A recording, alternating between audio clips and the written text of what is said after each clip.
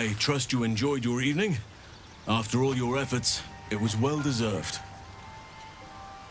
It may be some time before you're afforded another such night. There is much to be done, and I promised I would help you however I could. I'm certain a cure for you can be found at Moonrise Towers, but it's complicated. The journey specifically, it's extremely perilous, though it seems you're well accustomed to navigating danger.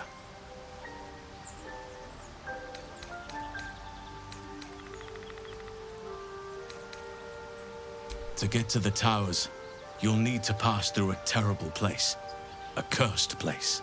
This curse shrouds everything in shadow. You will not find life, light, or anything natural there. Any who linger are twisted by the curse. They become shadow beings, tormented, dangerous souls.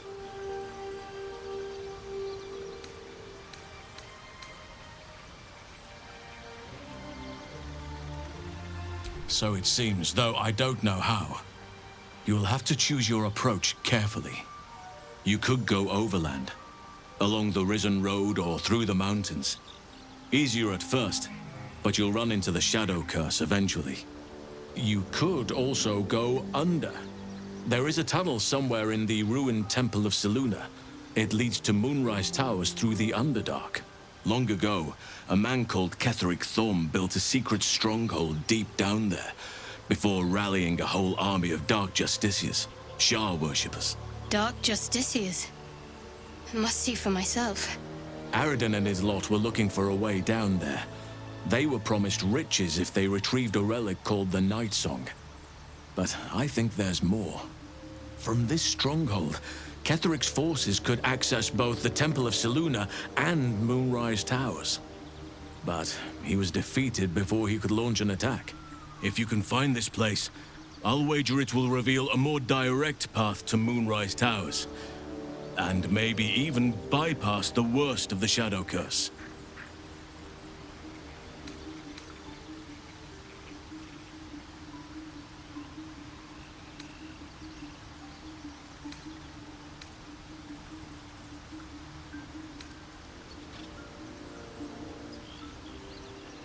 You've already been?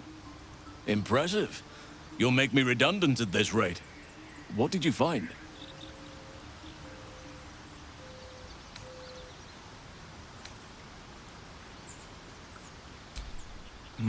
Keep looking. If they're present, then it's likely there's a route to Moonrise somewhere. It may prove impossible to avoid the Shadow Curse entirely, but if you find any way to limit your exposure, seize it. I would like to join your camp, if you'll allow me. I can offer my skills, my counsel. I've long sought to return to Moonrise Towers. It seems our fates have aligned.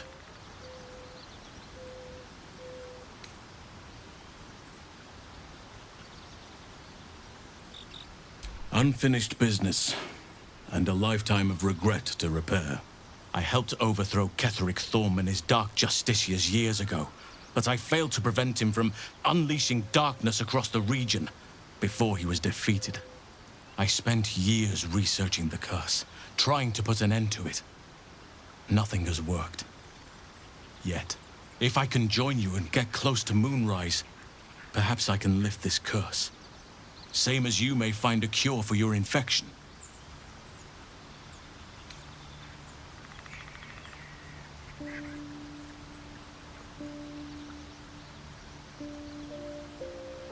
Precisely. Then perhaps I could have done something about both the Shadow Curse and Ceremorphosis aberrations. But in my eagerness, I put far too much faith in the abilities of Aradin and his band. We didn't even get close.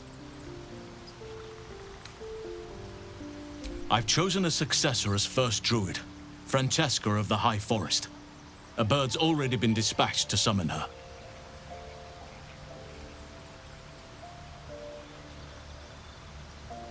Precisely.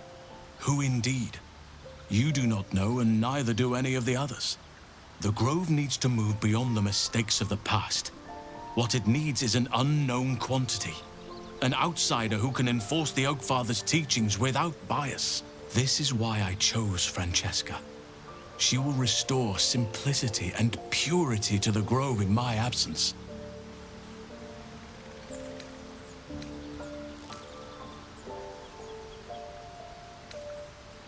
Resentment will spring up like mushrooms no matter what I do. You cannot please everyone, and you'd be a fool to try. Now, we've quite the journey ahead. Best get started.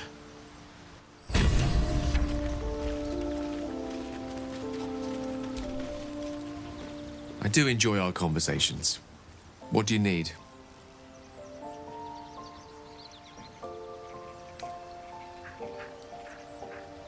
If it should ever come to that, if I ever know I am no longer able to stop it, I will do anything I can to ensure no one but me pays for my mistakes. I will find the remotest place on the surface of Faerun, or perhaps far below in the depths of the Underdark. I will await that death, alone. I promise I will not betray your trust. You kept me by your side despite the menace that I am. If worst comes to worst, I will be long gone before the curtain falls.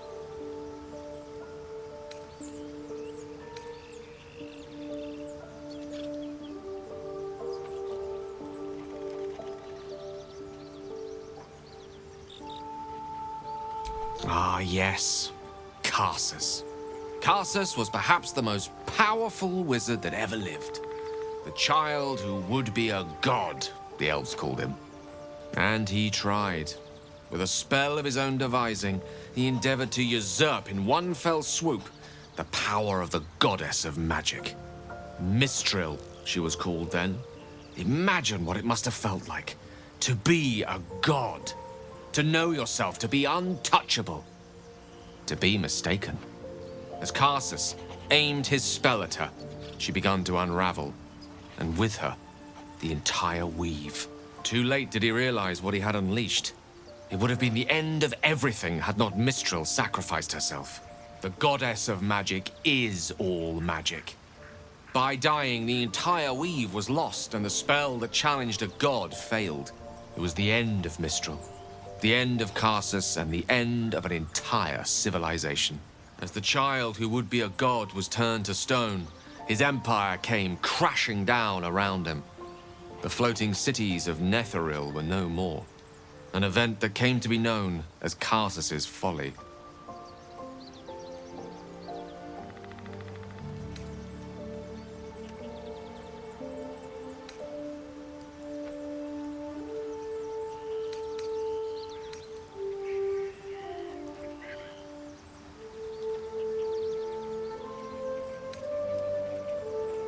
For a spell, Mistral was reborn as Mistra.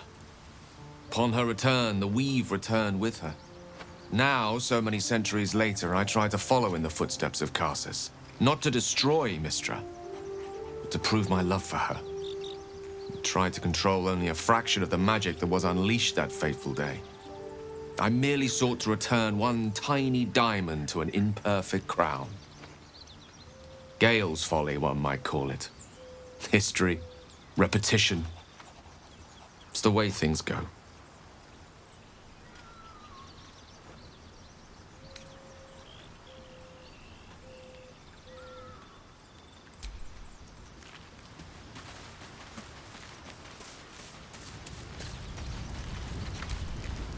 Thank you for agreeing to find Wulbren. It means a great deal to me. Indeed. Well met.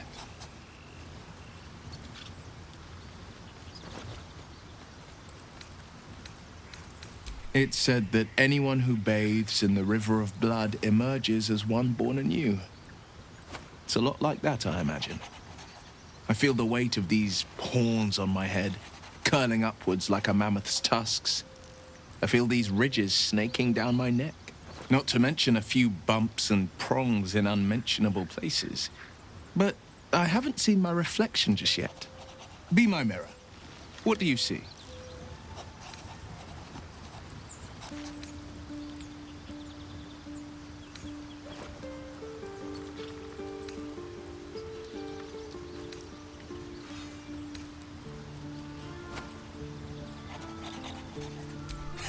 I can't tell if you're being silly or serious, but I'll accept the flattery either way. I suppose I'll grow used to the new me, horns and all. The people will see a curiosity, maybe even a beast hungry for their souls. But I will slay their monsters, keep them safe, and one day they will see the Blade of Frontiers again.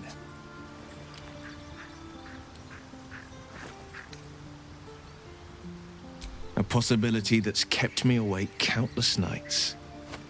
But I don't have a clue where to start, other than play her games and play by the rules. That's the only language devils listen to.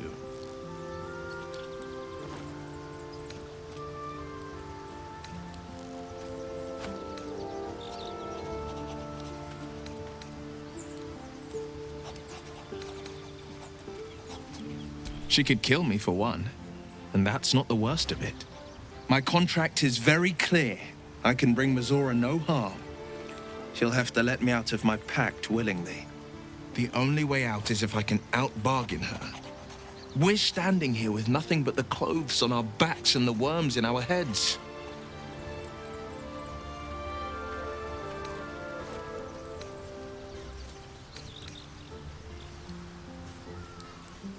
We can. I'm sure of it. How glad I am that you see me as more than my patron's pet.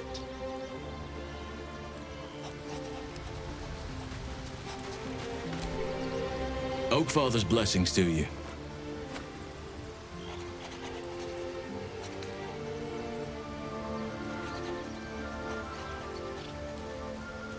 Well, there's hardly anyone left to share the responsibility with. Few who witnessed the fall of Moonrise still draw breath. What Ketheric Thorm unleashed is not something that nature can undo by itself. I must do what I can. I studied the Shadow Curse for years, but to truly understand it and stop it, I must reach its source.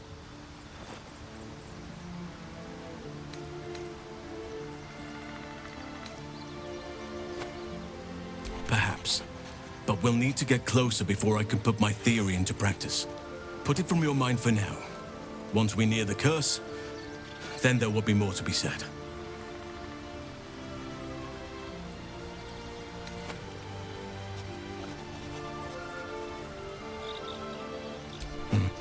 There are few things that are too strong for me. And cast those regrets aside.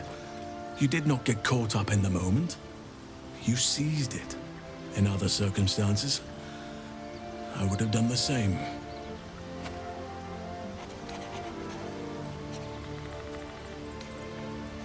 Perhaps. But best to not dwell on nights past. There are plenty more yet to come.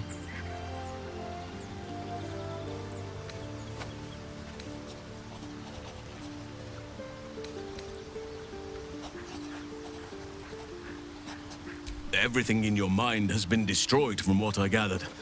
And from the path I see you on, you are doing well at picking up the pieces.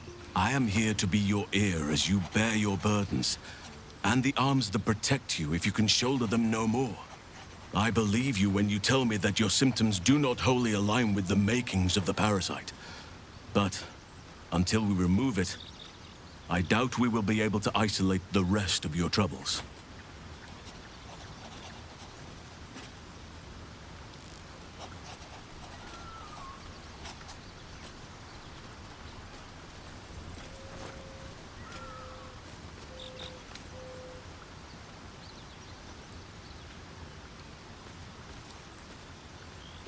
The Oakfather must have blessed you to make it this far. Or another eye above. If I had my fleet of druids and a month of hard research, perhaps I could help. But I'm no savant. For now, I can only guarantee a cure for ceremorphosis. I studied one up close. Closer than most would care to be to those things. A drow attacked me and I defended myself. Afterwards, I was able to examine the tadpole that emerged. Hideous, but fascinating. Like nothing else in nature, I'm glad to say. With such stimulating company? Never better.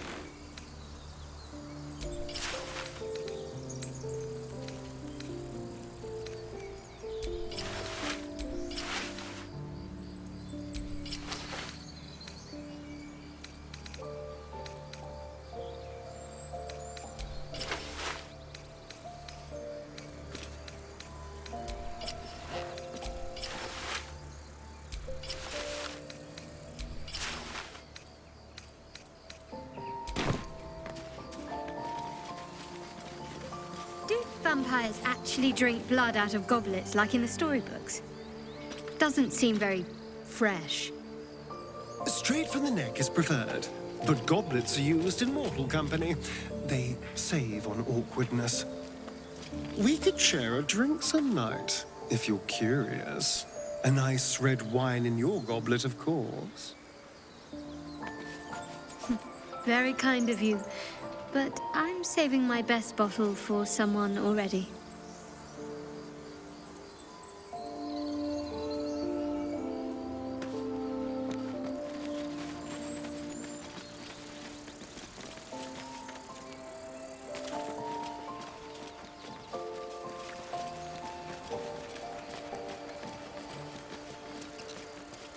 So, Shadowheart.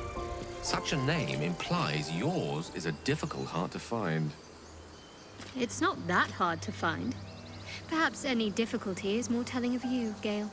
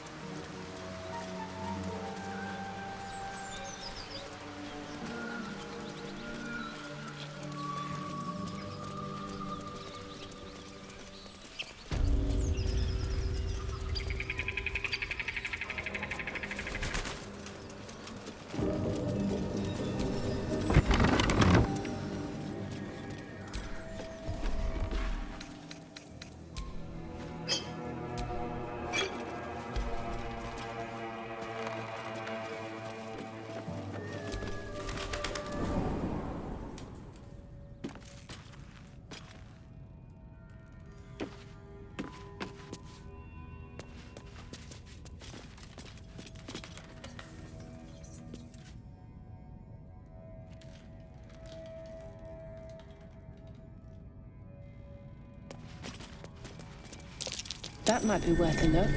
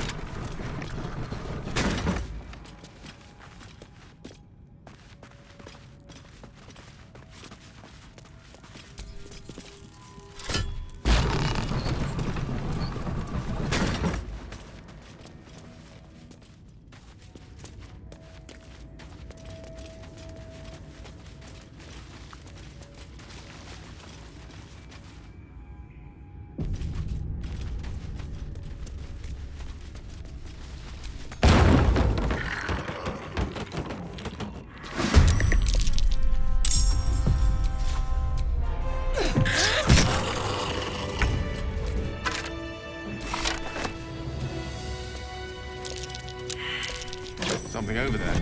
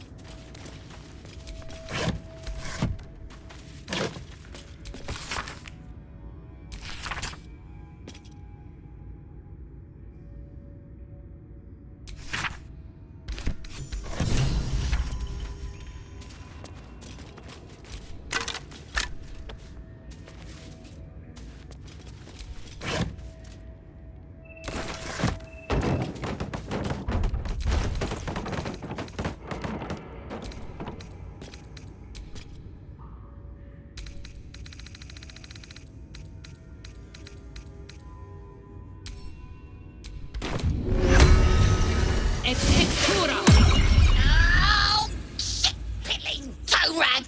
Never summon shovel, never feed shovel, now call shovel. The stench of sulfur fills your nose. Wait, you're not Illy?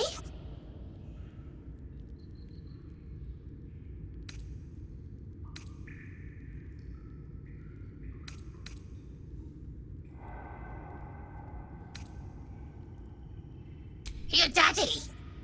So, you're Shovel's master now. Fine.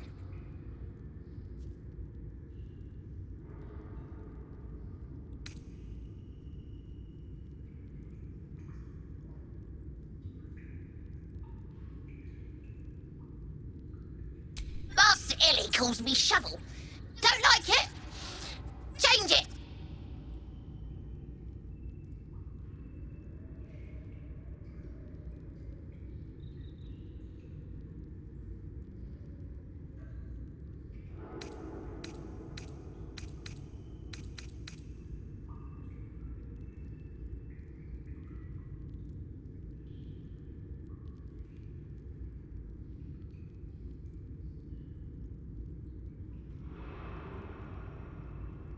Don't care.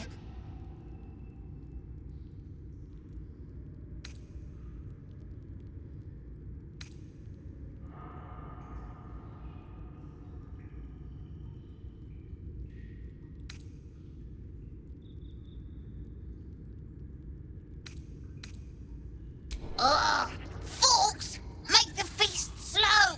Less tearing, less blood! But fine. I am Fork. So, what first, Master? Gutting locals? Raising the dead? Making them walk? Making them scream?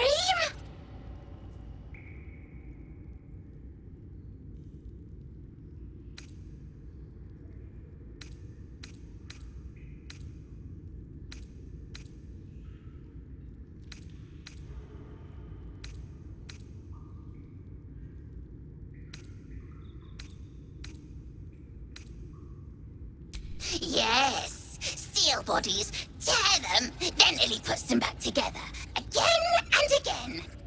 When he wasn't horny for the book. Oh, book this, book that. He loves the book.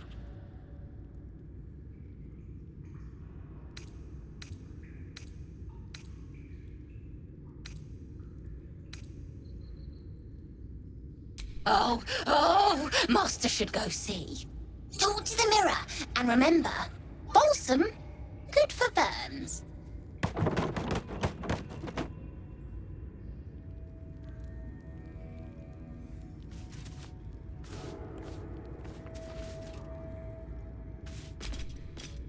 Go on, mirror knows.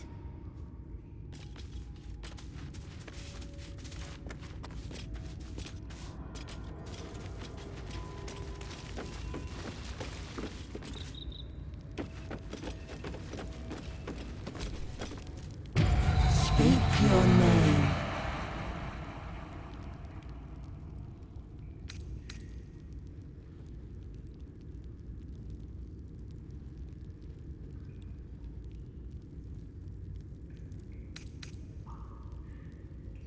I know my master's face. You are not Ilintoth.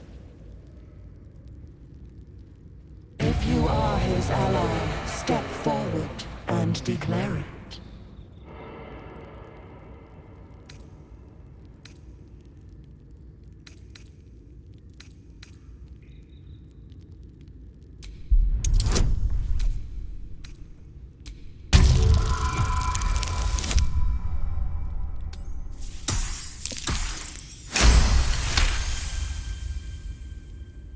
There is a pause as those glass eyes take you in. Then,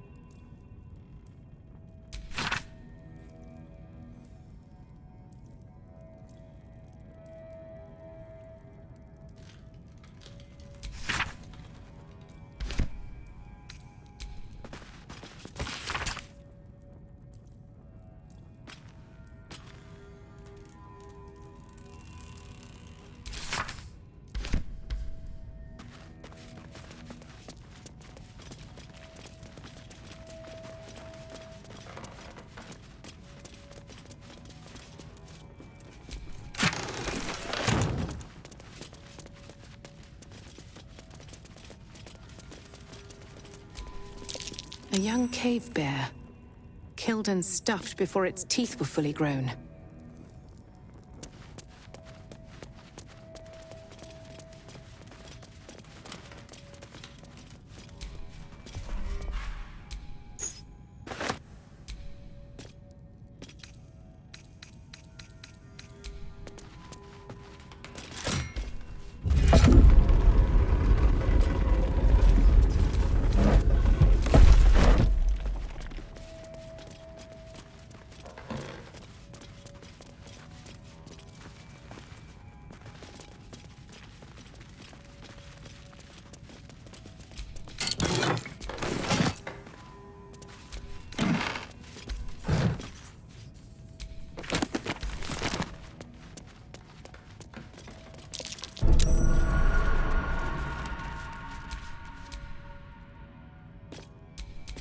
Trust no one.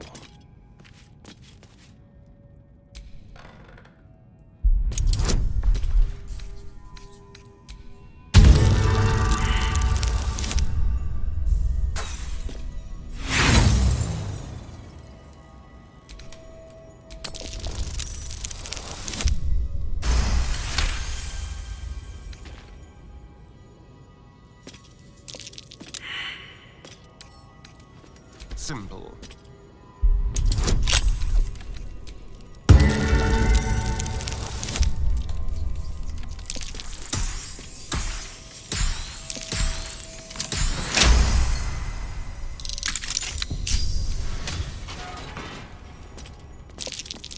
Best avoid that trap.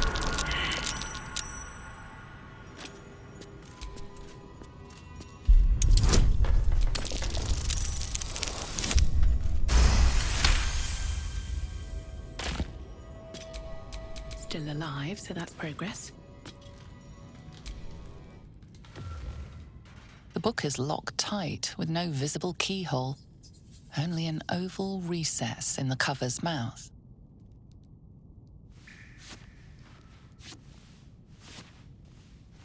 You try to examine the book, but the longer you stare, the more those piercing amethyst eyes draw you in.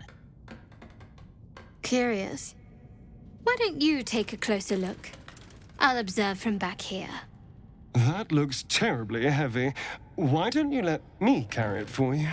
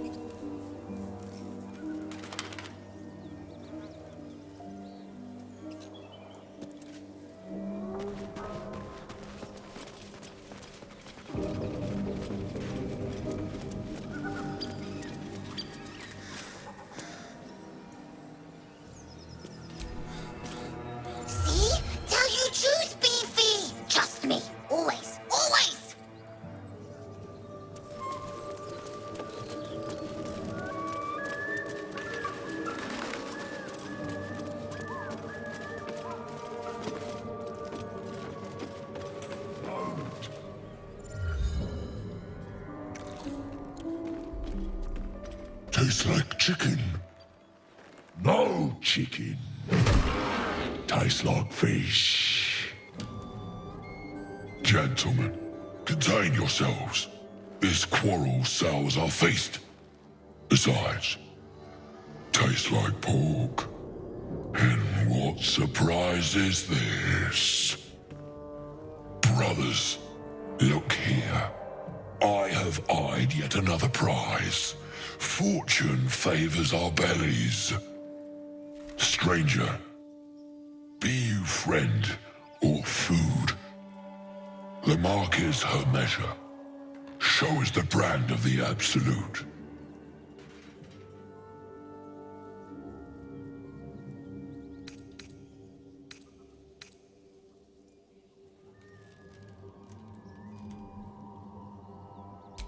Am I not astonishing?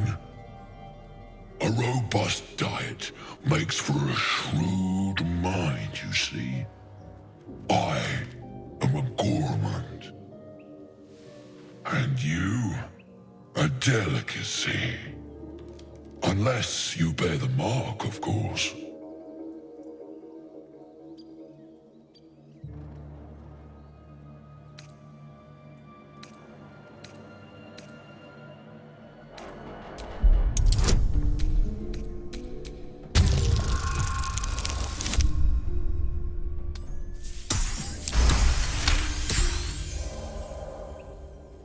Indeed. How regrettable that your meat must go unsavored. Food? Food. Not food. Friend.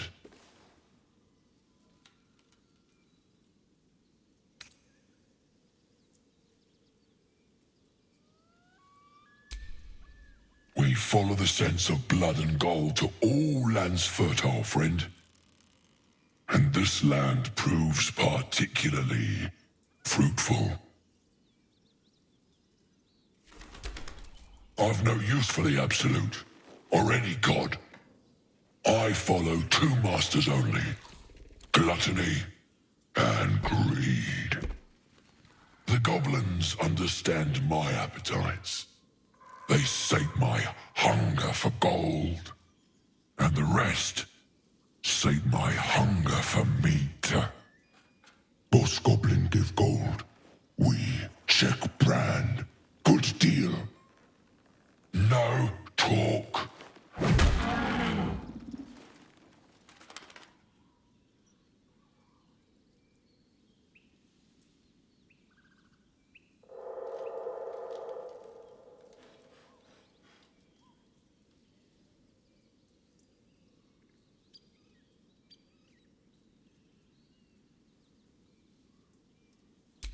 I am, by all accounts, a student of higher commerce and extortion. Make me an offer. Tempt me.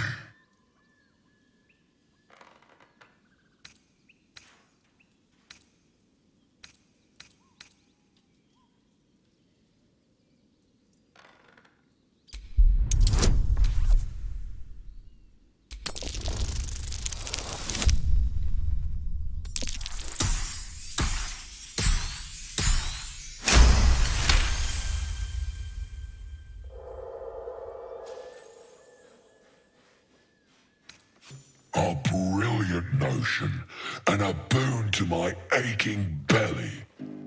We have a deal, my tasty kibble. Take my bone horn.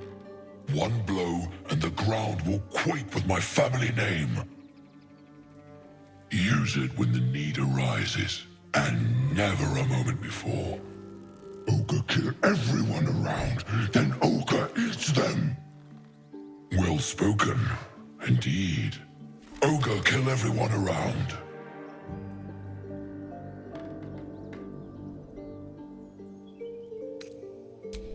We will keep close. When you are ready, sound the horn.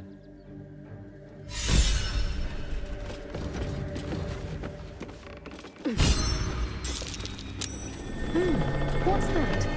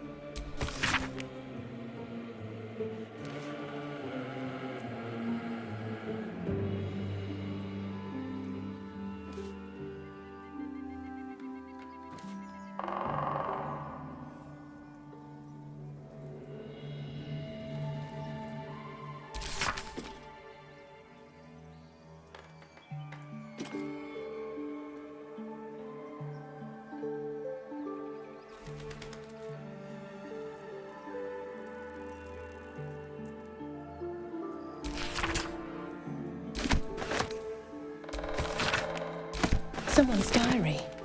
Might explain what happened here.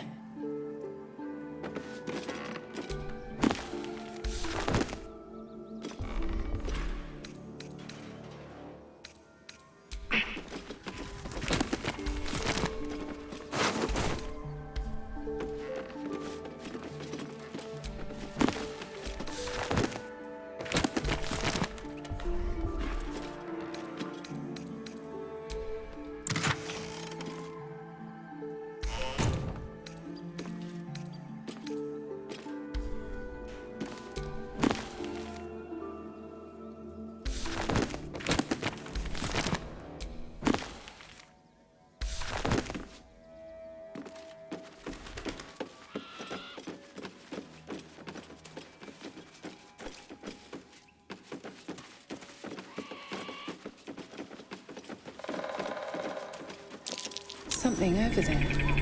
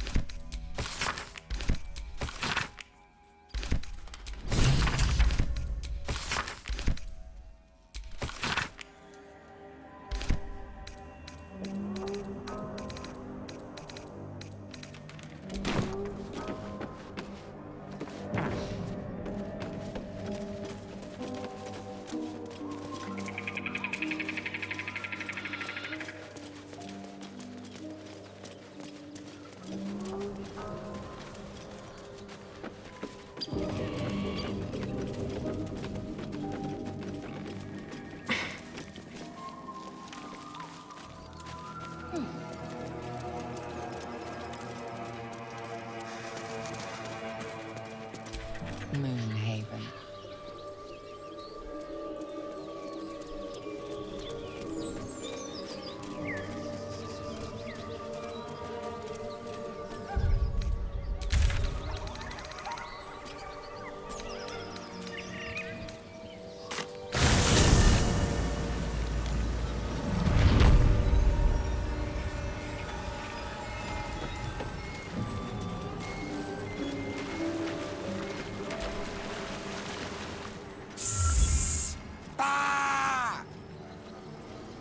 Again, this creature doesn't realize you can see its true form.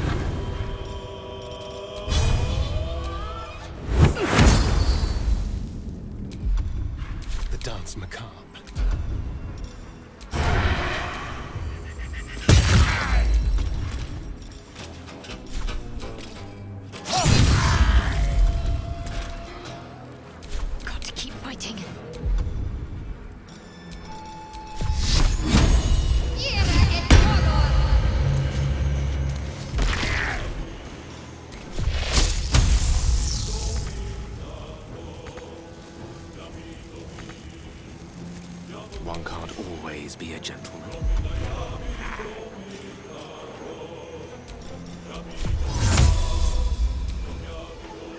It's Alibi.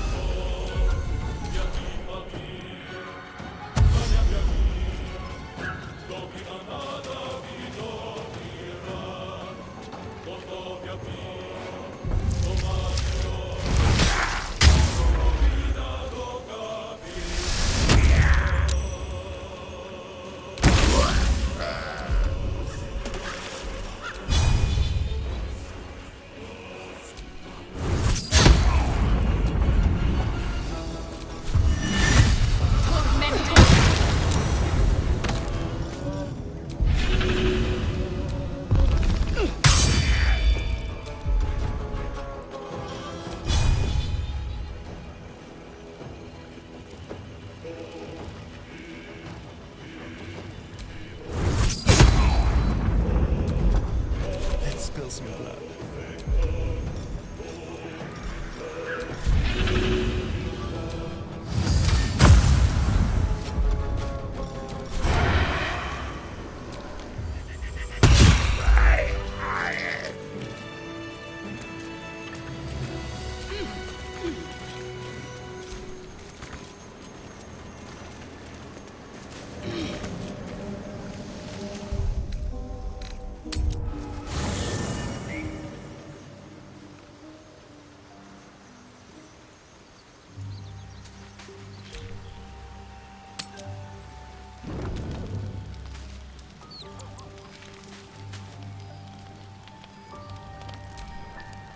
See? Tell you truth, Beefy! Trust me. Always. Always!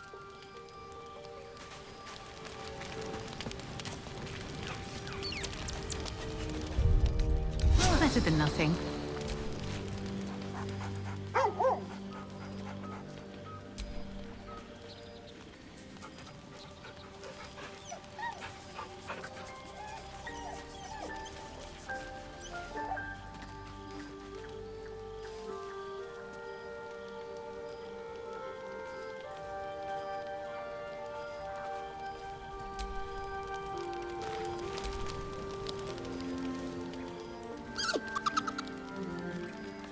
Camp life seems to suit the young owlbear.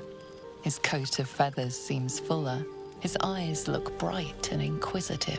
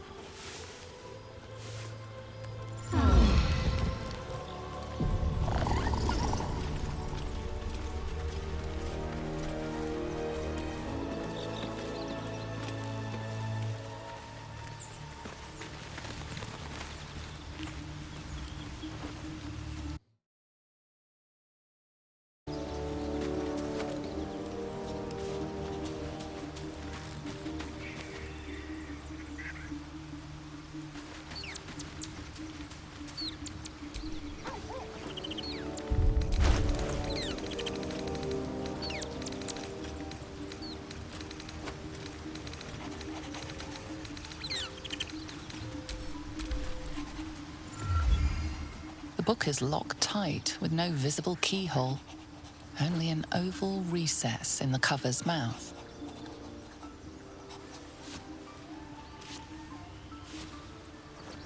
You try to examine the book, but the longer you stare, the more those piercing amethyst eyes draw you in.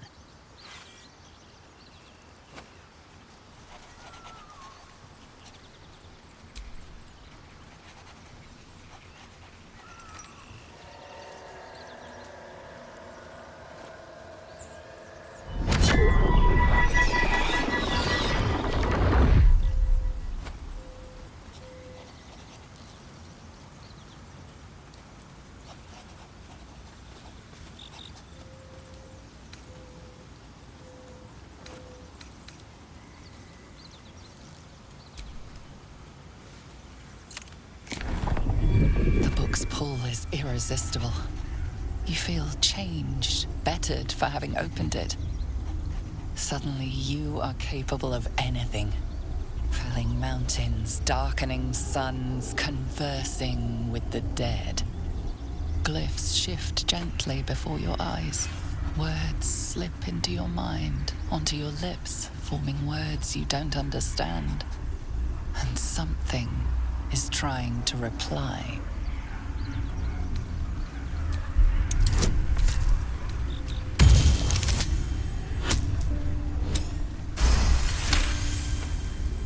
The glyphs swarm impatiently. The book wants you to turn the page, to delve deeper. It's hungry.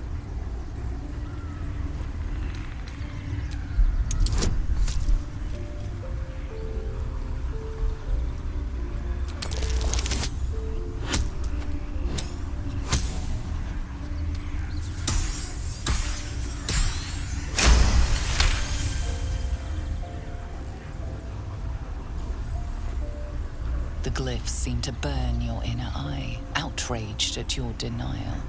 Within the pages, you feel a feral thrashing. Living magic, driven mad by what it was used for.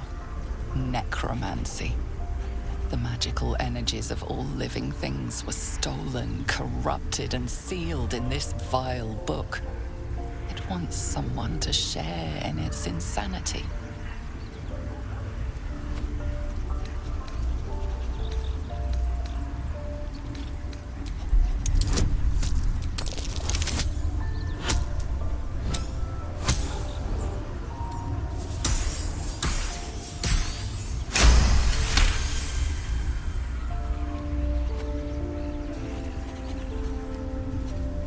Your limerick spinal line pierces something within the book's roiling, vengeful magic. The voices falter, the anger quells. The magic seems to grow still and quiet, like a soothed beast.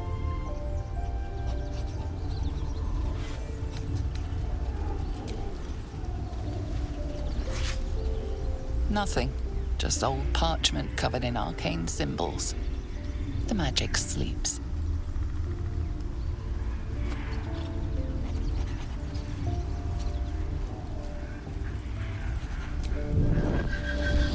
The heavy cover thumps shut with a strange finality.